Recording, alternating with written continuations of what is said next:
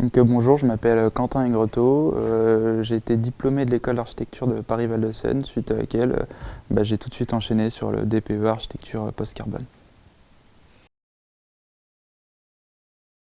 Bah, Tout d'abord, quand on voit un peu les problématiques écologiques, environnementales qu'on a aujourd'hui, c'est quand même de plus en plus important et essentiel.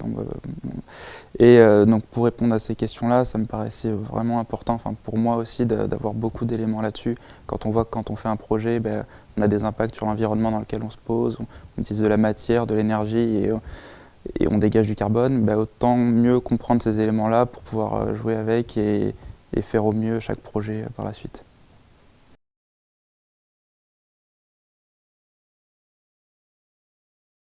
C'est une formation qui est très riche, aussi un peu exigeante et qui demande vraiment une grosse implication, mais on a beaucoup de cours théoriques, donc avec les quatre piliers qui sont la matière, l'énergie, le vivant et le climat, donc qui sont très intéressants. On a aussi des cours théoriques à l'école des ponts et chaussées, juste à côté.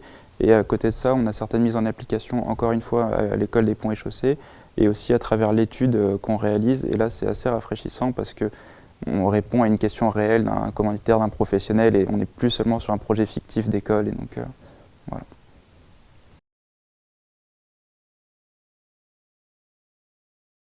voilà. Déjà, il y a tous les compétences, un petit peu avec l'école des ponts, donc en ingénierie. Donc le but n'est pas de devenir ingénieur, mais c'est vraiment de comprendre les éléments et comment mieux gérer, on va dire, le confort à l'intérieur d'un projet ou en termes d'isolation, de déperdition d'énergie. Mais après, sur tout le reste théorique qui est apporté dans la formation à l'école d'architecture, c'est en fait, ça permet déjà d'avoir beaucoup plus de connaissances, mais surtout d'en faire un regard critique de tout ça et de trouver un positionnement un peu personnel face à toutes ces questions.